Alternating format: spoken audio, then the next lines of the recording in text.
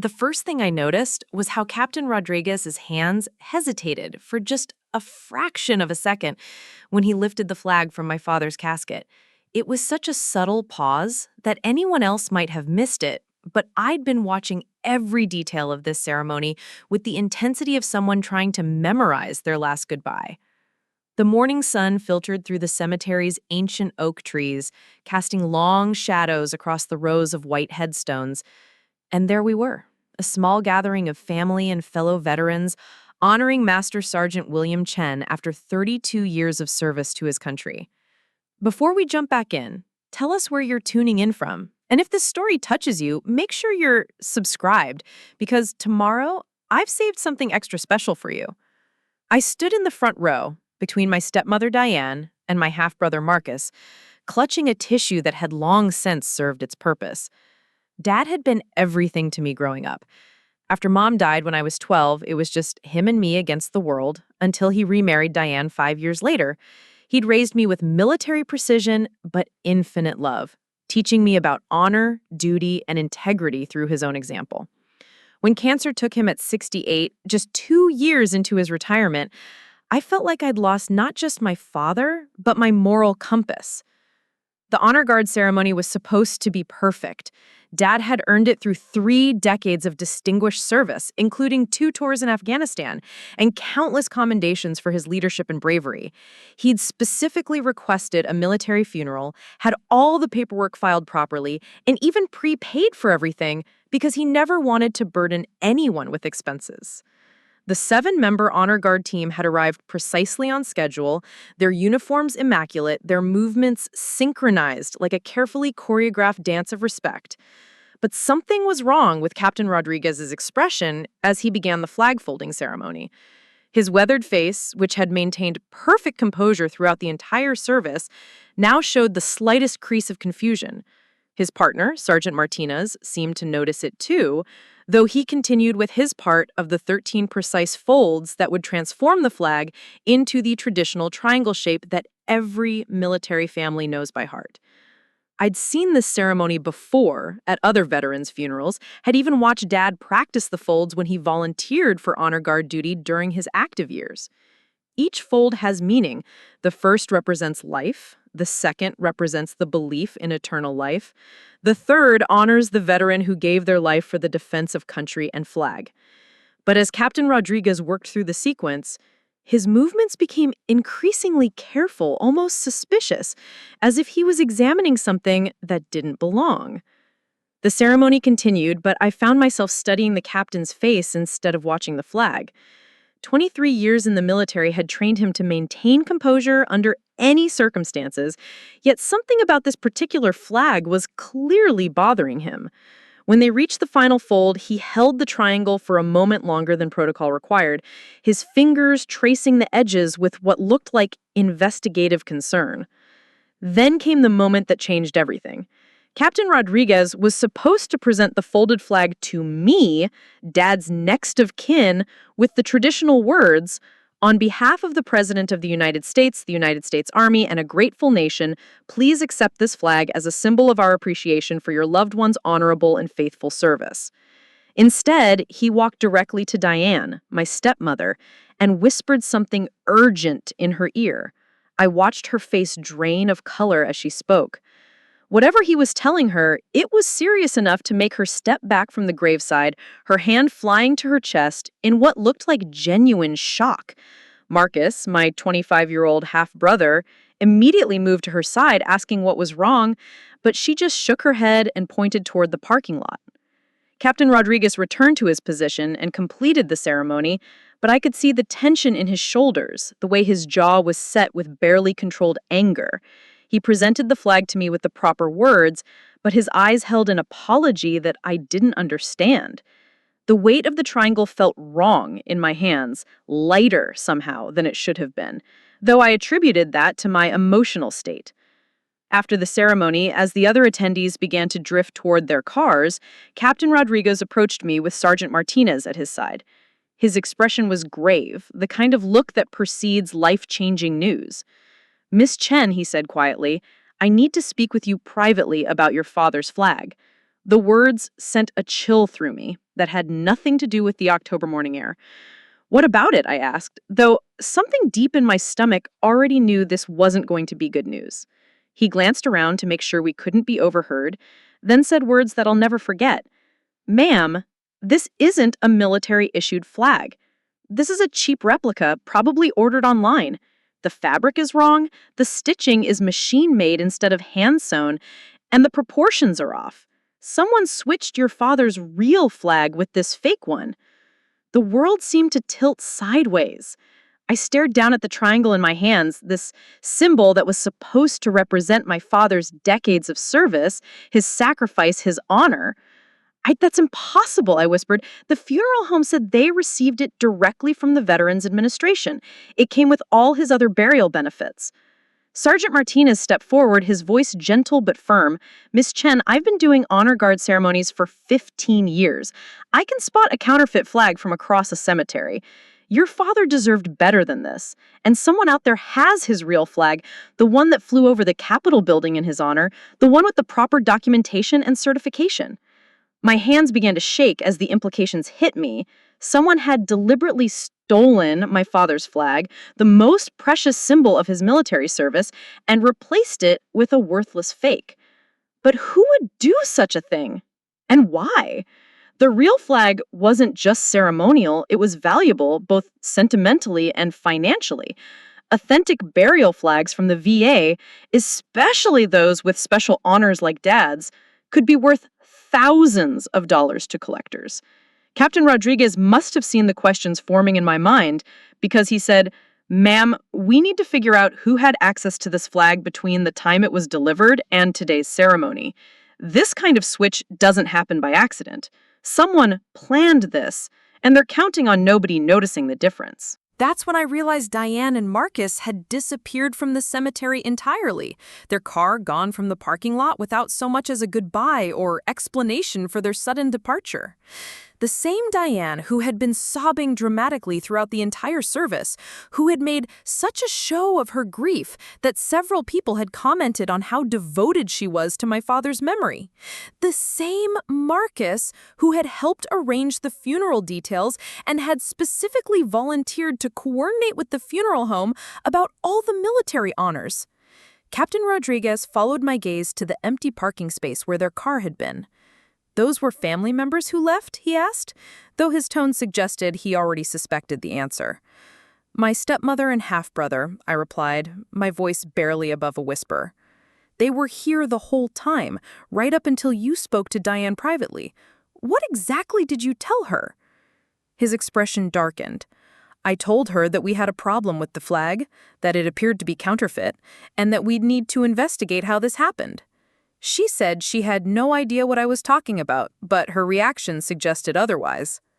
Standing there in the cemetery, holding a fake flag while my father's real one was somewhere else, probably in the hands of the people who were supposed to be helping me honor his memory, I felt a rage building that I'd never experienced before. This wasn't just theft, it was desecration. It was a betrayal of everything Dad had stood for, everything he'd fought for, everything he'd sacrificed for his country. But I also felt something else building alongside the anger. Determination. If someone thought they could steal from a dead veteran and get away with it, they were about to learn otherwise. Captain Rodriguez and Sergeant Martinez weren't just going to let this slide, and neither was I. My father had spent his life fighting for justice and honor, and I was going to make sure he got both, even in death. The investigation was about to begin, and I had a feeling that what we discovered would be far worse than just a simple case of flag theft. Captain Rodriguez insisted we go to the police immediately, but first he wanted to document everything properly. He pulled out his phone and began photographing the fake flag from every angle, explaining that authentic military burial flags have specific characteristics that counterfeit ones never get quite right. The stars are positioned differently, the fabric has a particular weight and texture, and most importantly, every genuine flag comes with a certificate of authenticity that includes the serial number and the specific date it flew over the Capitol building. Sergeant Martinez called the Veterans Administration while we stood there in the cemetery parking lot, the October wind picking up and rustling through the oak leaves above us. Within minutes, he had confirmation that a flag-bearing serial number VB2847A had indeed been delivered to Hartwell Funeral Home 3 days ago, specifically for Master Sergeant William Chen's burial service. The flag had come with all the proper documentation, including a letter stating that it flew over the U.S. Capitol on September 15th in Dad's honor. So we know the real flag existed and was delivered, Captain Rodriguez said grimly. The question is what happened to it between Tuesday and today. I called the funeral home from the cemetery, my hands still trembling with a mixture of grief and growing anger. Mrs. Patterson, the funeral director who had been handling Dad's arrangements, sounded genuinely shocked when I explained what had happened. She insisted that the flag had been kept in their secure storage room since its arrival and that only family members and their staff had access to the viewing room where Dad's casket had been prepared. Miss Chen, she said, her voice tight with concern, I personally placed that flag on your father's casket yesterday evening during our final preparations. It was absolutely authentic. I checked the documentation myself. Someone must have made the switch between then and this morning. The timeline was becoming clearer and more disturbing.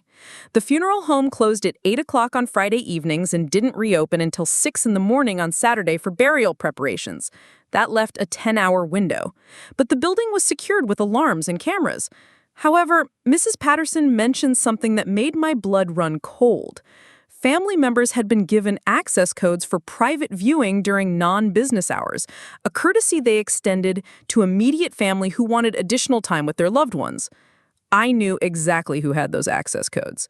Diane had specifically requested them, claiming she wanted to spend some quiet time with Dad without the pressure of other people around. She'd made such a touching speech about needing to say goodbye privately, about how she'd never had the chance to tell him how much he meant to her before the cancer took him so quickly. Marcus had been with her, had even suggested they might want to bring some of Dad's personal items to place in the casket, medals and photographs that would give him comfort in his final rest. Captain Rodriguez drove me to the police station while Sergeant Martinez went to the funeral home to review their security footage. Detective Sarah Walsh took my statement in a small, windowless room that smelled like coffee and disappointment. She was a veteran herself, had served 2 tours in Iraq, and her expression grew darker with each detail I provided about the flag switch. She said, "This isn't just theft. It's desecration of military honors, fraud, and potentially part of a larger scheme. Authentic burial flags, especially those with capital flying certificates, can sell for anywhere from $5,000 to $15,000 in military collector circles, but I suspect there might be more to this than just money." She was right to be suspicious. As we talked, I began remembering things that hadn't seemed significant at the time, but now took on a sinister meaning. The way Diane had insisted on handling most of the funeral arrangements herself, claiming she wanted to spare me the burden during my grief. How she'd specifically volunteered to coordinate with the Veterans Administration about Dad's burial benefits. The odd questions she'd been asking about Dad's military records and whether he'd received any special commendations that might have monetary value. Then there were the financial conversations that seemed innocent at the time. Preparing and narrating this story took us a lot of time, so if you are enjoying it, subscribe to our channel. It means a lot to us. Now back to the story. Diane mentioning how expensive the funeral was becoming, how Dad hadn't left as much money as she'd expected, how difficult it would be for her to maintain the house on her widow's benefits alone. Marcus chimed in about his student loans, his job prospects, how much it would mean if there was anything of value among Dad's possessions that could help the family through this difficult time. Detective Walsh made notes as I spoke, but I could see she was building towards something bigger. "Miss Chen," she said carefully, "I need to ask you about your father's will and any life insurance policies. In cases like this, theft of military honors is sometimes connected to other forms of financial fraud involving veterans' families." My heart sank as I realized what she was implying. Dad had been very organized about his affairs, had made sure everything was properly documented before his death. His will left the house to Diane, along with his military pension benefits, but there were specific bequests for his military memorabilia and honors. All of his medals, commendations, and service-related items were supposed to come to me, along with his burial flag and any certificates or documentation. The will was very specific about this, because Dad knew how much his military service meant to me. But now I was wondering what else might be missing. Dad had earned numerous medals during his 32 years of service. Bronze Stars, Purple Hearts, campaign ribbons, unit citations. Some of these were worth significant money to collectors, but more importantly, they were irreplaceable symbols of his courage and sacrifice. If Diane and Marcus were willing to steal his burial flag, what else might they have taken? Detective Walsh arranged for us to meet at Dad's house, the house that was now legally Diane's property. I still had a key because I'd been helping sort through Dad's personal belongings, a task that had been emotionally devastating, but necessary. As we drove through the familiar neighborhood where I'd spent my teenage years, I felt a growing sense of dread about what we might discover.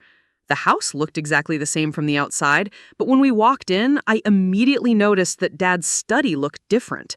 The display case where he'd kept his most important medals and commendations was gone entirely, replaced by a small bookshelf that definitely hadn't been there before. The walls where his military photographs and certificates had hung were now bare, with only the faint outlines showing where the frames had been. Captain Rodriguez, who had met us at the house, walked through Dad's study with the methodical precision of someone conducting a military inspection. "Miss Chen," he said quietly, "can you tell me what was supposed to be in this room?" I began listing everything I could remember. The Bronze Star with V device that Dad had earned for valor in Afghanistan, the Purple Heart from when he'd been wounded by an IED, the Meritorious Service Medal, the Army Commendation Medal with oak leaf clusters, his unit citations, campaign ribbons, and dozens of other honors accumulated over 30 years of distinguished service. There had been photographs from his deployments, certificates of appreciation, letters of commendation from commanding officers, and his original enlistment papers. All of it was gone. Detective Walsh was already on her phone, arranging for search warrants and additional officers. But I knew we were too late. Diane and Marcus had been planning this for weeks, maybe months. They'd had access to the house, had known exactly what was valuable, and probably had already sold or hidden everything they'd stolen. The flag switch was just their final act of betrayal, the last valuable item they could grab before the funeral made their theft obvious. As we searched through the house, I found more evidence of their systematic looting. Dad's gun safe had been emptied of several valuable firearms that weren't mentioned in his will, meaning they were supposed to remain with the estate. His collection of military books and manuals, some of them rare first editions, was gone. Even his dress uniform, which should have been kept as a family heirloom, had vanished from his closet. The most heartbreaking discovery was in his bedroom dresser. Dad had kept a small wooden box with letters from fellow veterans, photographs from his service years, and personal mementos that had no monetary value, but were priceless to him personally. The box was still there, but it had been rifled through, with only the least valuable items remaining. Someone had even taken his dog tags, the simple metal identification that every soldier carries and that families usually keep forever. Captain Rodriguez found something that made the whole scheme even more calculated and cruel. Hidden behind some books and what remained of Dad's library was a folder containing research about military memorabilia values, printouts from auction websites showing sale prices for various medals and honors, and even contact information for military collectors and dealers. The research was thorough and recent, printed just 2 weeks after Dad's diagnosis had become terminal. They'd been planning this theft while Dad was dying, researching the value of his honors while he fought cancer, calculating their profits while I sat by his hospital bed holding his hand. The betrayal was so complete, so calculating, that I felt physically sick thinking about it. Detective Walsh reviewed the evidence with grim satisfaction. She said, "We have enough for search warrants on their residence and financial records. If they've sold any of this material, there will be a paper trail. Military collectors are usually careful about provenance and documentation, which means any sales would have required certificates and proof of ownership that they can't legitimately provide." But the immediate question remained, where were they now? Their sudden departure from the cemetery, combined with the evidence of systematic theft, suggested they might be preparing to disappear entirely. If they had indeed sold Dad's medals and honors, they could have tens of thousands of dollars in cash, enough to start over somewhere where nobody knew about their crimes. The investigation was expanding rapidly, but I couldn't shake the feeling that we were still missing something important about their plan.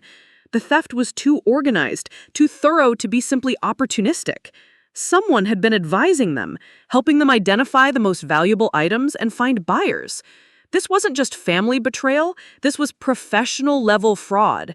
And I suspect we were about to discover that Diane and Marcus had help from people who specialized in this kind of military memorabilia theft. The breakthrough came at 2 o'clock Sunday morning, when Detective Walsh called me with news that changed everything. Sergeant Martinez had spent hours reviewing the funeral home's security footage, and what he'd discovered was damning beyond anything we had expected. The cameras had captured Diane and Marcus entering the building at 11:47 p.m. on Friday night, just 3 hours after the facility had closed to the public. She said they knew exactly where they were going. No hesitation, no searching around. Marcus went straight to the storage room while Diane kept watch. The footage shows him switching the flags, but here's the crucial part. He brought his own tools and materials. This wasn't a spur-of-the-moment decision, Sarah. They came prepared with everything they needed to make the switch look seamless. But the security footage revealed something even more incriminating. After completing the flag switch, they'd gone to the funeral home's office and accessed their computer system using what appeared to be legitimate login credentials. Marcus had spent nearly 20 minutes in the system, and based on the screen reflections captured by the overhead security camera, he'd been altering the documentation to match the fake flag's serial number. How did they get administrative access to the funeral home's computer system? I asked, though I was beginning to suspect the answer.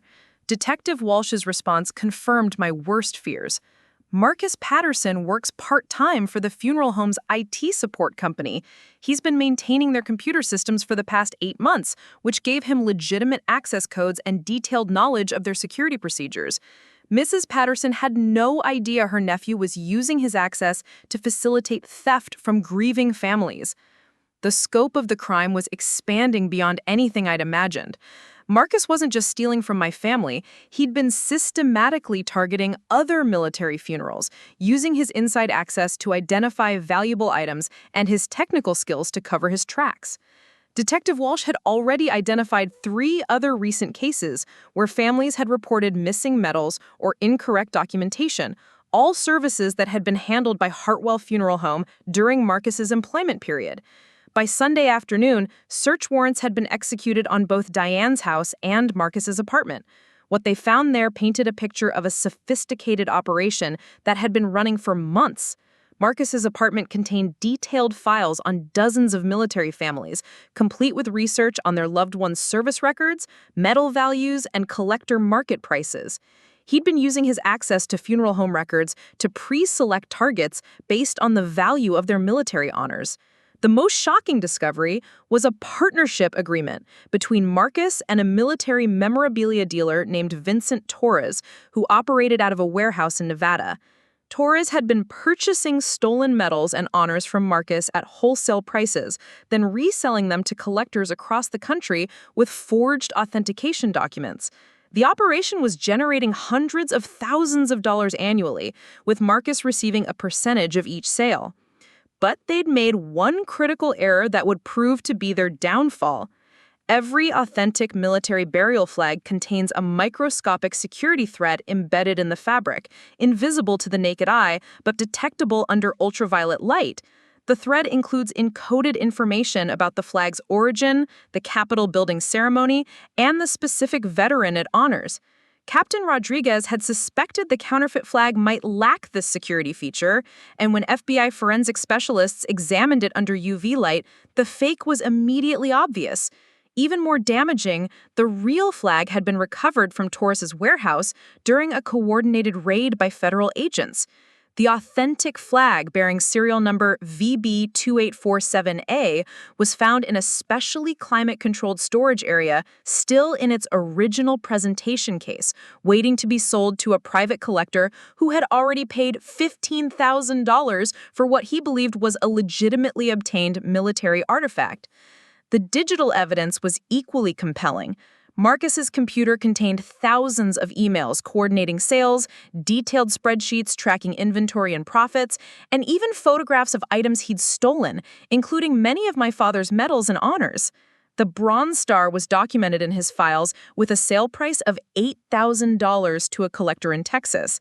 Dad's Purple Heart had been sold for $6,000 to someone in California who specialized in Vietnam War memorabilia. Torres had kept meticulous records of every transaction, apparently believing that maintaining detailed documentation would somehow legitimize his operation. Federal agents recovered not only the financial records, but also storage lockers containing hundreds of stolen military items from across the country. My father's medals were identified within hours of the raid, carefully cataloged and photographed as evidence. Diane's role became clear when investigators analyzed her financial records. She'd been receiving regular payments from Marcus over the past 6 months, officially documented as consulting fees for helping him identify valuable items in veterans' estates. Her bank account showed deposits totaling over $40,000, all traced back to the sale of stolen military honors. She'd even claimed the income on her taxes, apparently believing that proper documentation would protect her from prosecution. The arrests happened simultaneously on Tuesday morning. Federal agents took Marcus into custody at his apartment while he was preparing another shipment of stolen items for Torres. Diane was arrested at her workplace, led away in handcuffs while her coworkers watched in shock. Torres was apprehended at his warehouse, where agents found him in the process of destroying computer files and shipping records. The investigation revealed that their operation had victimized over 60 military families across 7 states, stealing everything from Purple Hearts and Bronze Stars to rare unit citations and historical documents. The total value of recovered items exceeded $2 million, but the emotional damage to the families was incalculable. Many of the victims were elderly spouses or children who had lost their most precious connections to their loved one's military service. During the trial, the full extent of their callousness became apparent. Recorded phone conversations between Diane and Marcus revealed them laughing about the suckers who would never notice missing medals, discussing which funeral homes were easiest to infiltrate, and calculating profits while families grieved their losses. In one particularly damning recording, Diane joked about crying at Dad's funeral while simultaneously planning to steal his final honors. The federal prosecutor, a Marine veteran named Colonel Patricia Williams, delivered a closing argument that left the courtroom in stunned silence. She displayed photographs of each stolen item alongside pictures of the veterans who had earned them, reading aloud the citations that described acts of extraordinary courage and sacrifice. When she reached my father's Bronze Star, she read the full citation describing how he'd risked his life to save 3 wounded soldiers during an ambush in Afghanistan. These defendants didn't just steal metal and fabric, they stole the physical embodiments of American heroism, the tangible proof of sacrifices made for our freedom. They targeted families at their most vulnerable moments and turned grief into profit. They desecrated the honors earned by blood and courage, treating them as nothing more than commodities in their criminal enterprise. The verdicts were swift and decisive. Marcus received 28 years in federal prison for racketeering, theft of government property, computer fraud, and violating the dignity of military honors. Diane got 15 years for conspiracy and money laundering. Torres, as the operation's ringleader, received 35 years and was ordered to pay restitution of over $3 million to compensate victims. The sentencing hearing provided some measure of closure. Judge Robert Chen, himself a Korean War veteran, spoke directly to the defendants before imposing their sentences. "You exploited the trust placed in you by grieving families," he said, his voice heavy with disgust. "You turned sacred ceremonies into opportunities for theft. You treated the symbols of military valor as merchandise to be stolen and sold. The sentences I'm imposing reflect not just the financial damage you caused, but the spiritual violation you committed against every family you victimized." Dad's medals and honors were returned to me in a ceremony conducted by Captain Rodriguez and the same honor guard who had detected the fake flag. They presented each item formally, reading the citations and explaining the significance of every ribbon and decoration. The Bronze Star felt heavy in my hands, not just from its metal weight, but from the knowledge of what Dad had done to earn it, the lives he saved, the courage he's shown. Captain Rodriguez told me that the flag switch had led to the largest military memorabilia theft investigation in FBI history. The security protocols at funeral homes across the country had been upgraded, with new verification procedures for military honors and enhanced background checks for employees with access to veteran services. The case had become a training example for law enforcement agencies, showing how family betrayal could escalate into organized crime. 6 months later, I received a letter from a Marine veteran in Oregon whose father's medals had been recovered from Taurus's warehouse. He wrote that he'd given up hope of ever seeing his father's Purple Heart again, that the theft had felt like losing his father a second time. Getting those medals back had restored not just his family's legacy, but his faith that justice was possible even in the darkest situations. I still live with the scars of that betrayal, still feel the shock of discovering that people I'd trusted could be so calculating in their cruelty. But I also carry something else now, the knowledge that expertise and technology can triumph over deception, that there are people like Captain Rodriguez who refuse to let injustice pass unnoticed, and that even the most carefully planned crimes leave traces that determined investigators can follow. The fake flag sits in an evidence locker somewhere, a reminder of how close they came to getting away with their theft. But Dad's real flag is in my living room now, properly displayed with his medals and honors, watched over by the same framed photograph that used to hang in his study. Every morning when I see it, I remember not just his service, but the people who fought to ensure his legacy remained intact. 32 years of military service, reduced to items in a criminal's inventory, but ultimately restored by people who understood that some things are too sacred to be stolen. Captain Rodriguez still visits occasionally, checking on me and sharing stories about Dad's reputation among the veteran community. He says the flag case made him proud to wear the uniform, proud to be part of a system that protects military families even after their loved ones are gone. The security thread in Dad's burial flag still glows under ultraviolet light, invisible proof of authenticity that the criminals never knew existed. Technology they couldn't research, expertise they couldn't anticipate, and honor they couldn't understand, all working together to ensure that a Master Sergeant's final tribute remained where it belonged. 3 years have passed since that October morning when Captain Rodriguez's trained eye spotted something wrong with my father's burial flag. The physical scars have healed, but the emotional ones run deeper than I expected.